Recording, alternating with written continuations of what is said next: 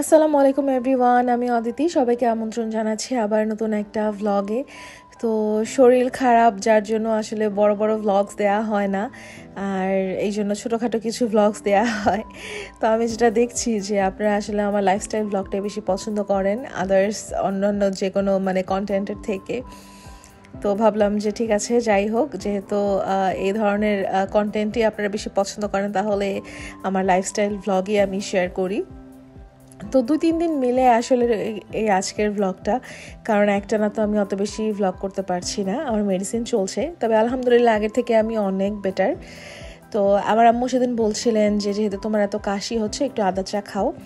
তো আমি তো আগে দেখতেন যে একটু ঠান্ডা লাগলে আদা চা খেতাম, কিন্তু এইবার কেন জানি আমার একদম মনেই ছিল না। তারপর নিয়ে এসে একটু লং, এলাচি, গোলমরিচ, আদা এগুলো একবারে থেতো করে তারপরে দুধ চা বানিয়ে খাই। আমার আগের বাসাতে যখন আমি ঠান্ডা লাগতো আমি এভাবে চা খেতাম। তো আমার বাসায় একটা মেয়ে কাজ করতো, তো ওকেও মাঝে মধ্যে দিতাম। ও যখন আমার চা খাওয়ার টাইমে আসতো, তো ও ওই চাটা খেয়ে বলে যে ভাবি, আপনার এই চাটা খেয়ে আমার এত ভালো লাগে। তো ও আরেক যেই বাসায় কাজ করে সেখানেও নাকি এইভাবে চা বানিয়ে দিয়েছিল। তারপরে বলে যে তারাও নাকি এইভাবে চায়ের প্রেমে পড়ে গেছে। এনিওয়েজ, আজকে যে তাওয়াটা দেখতে পেলেন, এই তাওয়াটা না আমার আগেরই কেনা। তো মাঝখানে রেখে দিয়েছিলাম, এটা ব্যবহার করতাম না, কারণ এটাতে না একটু লেগে লেগে ধরে। পরে আমি যেটা বুঝলাম যে পরোটা বা রুটি না, পরোটা যদি ভাজতে হয় তাহলে এটার মধ্যে আগে থেকে একটু তেল ব্রাশ করে নিতে হবে। যদি একটু অয়েল ব্রাশ আগে থেকে করা হয় তাহলে আর নিচে লেগে লেগে ধরবে না। তো দেখা যাক, নেক্সট টাইমে আমি যখন পরোটা বা রুটি কিছু ভাজবো তখন আমি একটু তেল ব্রাশ করে নিব, দেখা যাক যে কি হয়। আদারওয়াইজ তাওয়াটা দেখতে এত সুন্দর, মাশাল্লাহ, আর সুন্দর জিনিসে কাজ করতেও ভালো লাগে, কিন্তু যখন একটু মনের মতো করে না হয় তখন আবার খুব রাগ লাগে যে এত শখ করে জিনিসটা কিনেছিলাম কিন্তু ভালো মতো কাজ হচ্ছে না। তো এখন যেহেতু আমার ওই যে টপারের তাওয়াটা নষ্ট, এই জন্য এখন এটা দিয়ে চালাচ্ছি। দেখা যাক যে এটাকে লাইনে আনতে পারি কিনা। তো যাই হোক, গল্প করতে করতে আমার এখানে ব্রেকফাস্ট তৈরি হয়েও গেছে। তো এখন আমি ডেইলি একটা করে ডিম খাচ্ছি আমার ব্রেকফাস্টে। আমার আম্মু আমাকে বলতে বলতে পাগল হয়ে গেছে, তো ভাবলাম যে না, এখন আম্মুর কথা মেনেই চলবো, আমি একটা করে ডিম খাবো। আর আমার স্যান্ডউইচ, আমার না সকালবেলা চা বলেন, কফি বলেন, যাই বলেন, এটার সাথে এই স্যান্ডউইচটা, কলা দিয়ে যে স্যান্ডউইচটা আমি বানাই, পিনাট বাটার আর ব্রাউন ব্রেড, আমার এই স্যান্ডউইচটা খেতে খুবই ভালো লাগে। আর এই যে দেখেন টিভিতে আমি কি দেখছি, হাম 5। আর মনে আছে 90s সময় এই সিরিজটা, ও মাই গড, এত বেশি মজার ছিল। আমি এখনও এগুলো দেখি, আমি ফ্রেন্ডস দেখি, তারপরে হাম 5 দেখি। 90s আরও যত কিছু ছিল না, সোনপারি, এগুলো সব কিছু ইউটিউবে অ্যাভেলেবেল আছে, আমি এখনও এগুলো সব কিছু দেখি। তো যাই হোক, আমার ব্রেকফাস্ট শেষ, এখন আমার মেডিসিনের পালা, এই যে কানের মধ্যে ড্রপ দেওয়া। তো আমি অলরেডি আমার 7 দিনের অ্যান্টিবায়োটিক কিন্তু শেষ, আরও 7 দিন বাকি আছে, কিন্তু এখন পর্যন্ত আমার কান দিয়ে কিন্তু ঠান্ডা বের হয়, হালকা পানির মতো পড়ে। তো আমি এত বেশি ঠান্ডাটা গড়িয়ে গিয়েছিল কি আর বলবো। আর আমি যখন কক্সবাজার গিয়েছিলাম ওই সময় কিন্তু আমার ঠান্ডা ছিল, আমি ফেক্সো খেয়ে খেয়ে এটাকে চাপা দিয়ে রেখেছিলাম, কিন্তু বেশি দিন আর কাজ করেনি। ঠিক কক্সবাজার থেকে আসার 15 থেকে 20 দিন পর আমার আবার এই যে এইরকম খারাপ ধরনের ঠান্ডাটা লেগে গেছে। এখন এটার জন্য তো আমার অ্যান্টিবায়োটিক খাওয়াই লাগছে। তো আমি যেটা বুঝলাম যে এখন আমার যতবারই ঠান্ডা লাগুক না কেন, আমাকে আর অপেক্ষা করা যাবে না, আমাকে সাথে সাথে অ্যান্টিবায়োটিক্স নিয়ে নিতে হবে। তো যাই হোক, এই যে এখানে সামনে রোজা আসছে, আর সোফার কাভারগুলো তো এমনি আমি ক্লিন করি ডেইলি ভ্যাকুয়াম ক্লিনার দিয়ে, কোনো রকম ধুলা পড়তে দেই না, কিন্তু যেহেতু কুশনের কাভারগুলো সাদা রঙের, এগুলোর মধ্যে একটু ময়লা হয়ে যায়। তো ভাবলাম যে এগুলো ক্লিন করে ফেলি, সামনে রোজা আসছে। আর রোজার অনেকেরই অনেক প্রিপারেশনস থাকে, কিন্তু আমার আসলে রোজা নিয়ে তেমন কোনো প্রিপারেশনস নেই, কারণ আমরা ভাজা পোড়া তেমন একটা খাই না। অকেশনালি খাই, কোথাও দাওয়াতে গেলে খাই, বা বাসায় দাওয়াত রাখলে তখন খাওয়া হয়। আদারওয়াইজ দেখা যায় যে ইফতারে আমরা ভাতই খাই, বা প্রোটিন সালাদ আমার হাজব্যান্ডের ফেভারিট, সাথে একটু ফল থাকে, এগুলোই আমাদের ইফতার হয়। এছাড়া আমাদের ইফতারের আর কোনো প্রিপারেশনস তেমন একটা থাকে না বললেই চলে। তো যাই হোক, আমার সামনের ভিডিওতে হয়তো বা টুকিটাকি আমার ইফতারের বা রোজার প্রিপারেশনস আপনারা একটু দেখতে পারবেন। বলতে গেলে আমি কি করব জানেন, আমি ছোলা ভিজাবো আর পেঁয়াজ ডাল ভিজায় রাখবো, তো ওগুলো হচ্ছে আমি আলাদা আলাদা জিপলক ব্যাগে আলাদা আলাদা করে ফ্রিজে আমি রেখে দিব। আর যদি মেহমান আসে তখন হচ্ছে মানে পেঁয়াজুর ডালটা কাজে লাগবে। আর যদি হঠাৎ যদি খেতে ইচ্ছা হয় তাহলে আমার কাজে লাগবে, এই তো, এছাড়া আর কোনো কিছু না।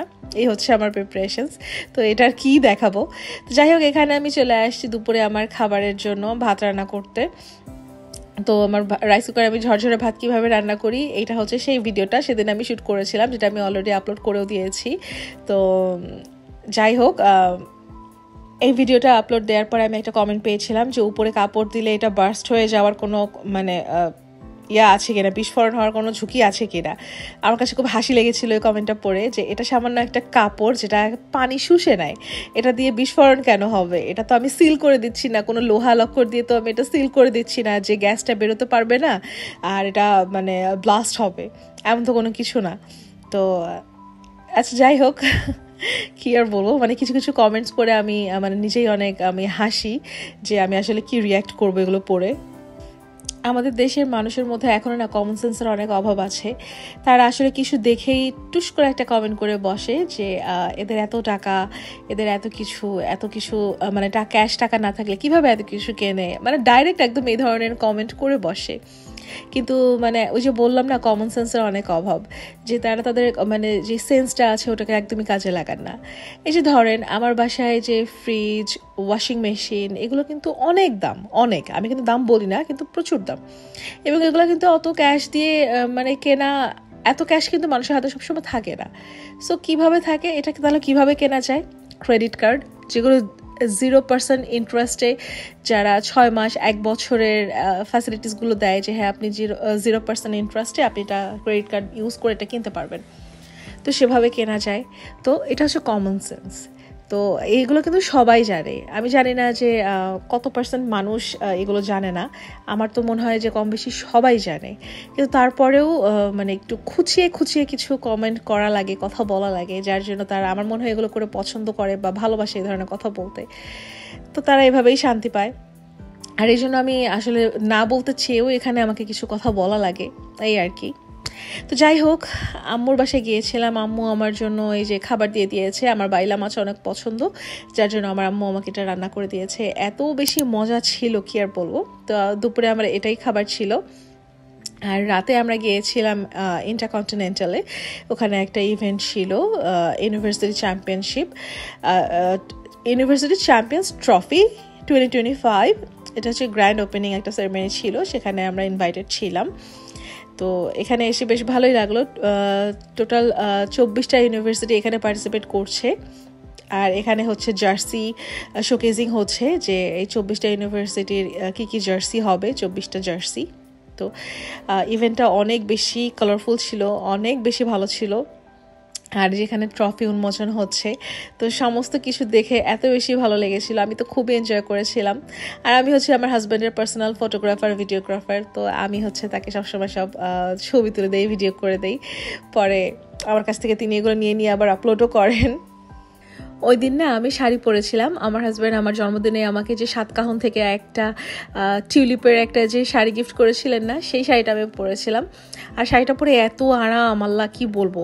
আমার মামাতো ননদের বিয়েতে যে আমি শাড়িটা পরেছিলাম সিল্কের, উফ, আমার মনে হয়েছিল কেন আমি পরেছিলাম, এত কষ্ট ছিল হ্যান্ডেল করা, যা বলার বাইরে। তো যাই হোক, যেখানে আমরা এখানে গালা ডিনার ছিল, তো ডিনারে আমার দেখেন যে আমি শুধু সবজি নিয়েছি আর একটা কাবাব নিয়েছি আর একটু রাইস, আর কোনো কিচ্ছু না। এখানে আরও অপশনস ছিল, সব মাছ, মুরগি, এগুলো, কিন্তু আমাকে তো সেরেন, আমি এগুলো খাবো না, তো আমি যা খাই তাই নিয়েছি। আর এরপরে বাসায় আসার পথে দেখি আমাদের এখানে রূপায়ণে আজকে গ্রিন কার্নিভাল হচ্ছে। তো বলতে গেলে বৃক্ষ মেলার মতো। তো এখানে কুপার্স আসছে, তারপরে এসকেবি স্টিলস আসছে, তারপরে আরও অনেক ফুডের স্টল আছে। তো বেশ সুন্দর করে এই জিনিসটা আয়োজন করা হচ্ছে, আমি তো খুবই এনজয় করেছি। ইনশাল্লাহ আবার যাবো অপর সাথে, সেই ভিডিওগুলো ইনশাল্লাহ দিব সামনে। তো আজকের ভিডিও এই পর্যন্তই। ভিডিও ভালো লাগলে like, comment, share and subscribe করতে ভুলবেন না। দেখা হবে ইনশাল্লাহ নেক্সট ব্লগে। টিল দেন টেক কেয়ার, আল্লাহ হাফেজ।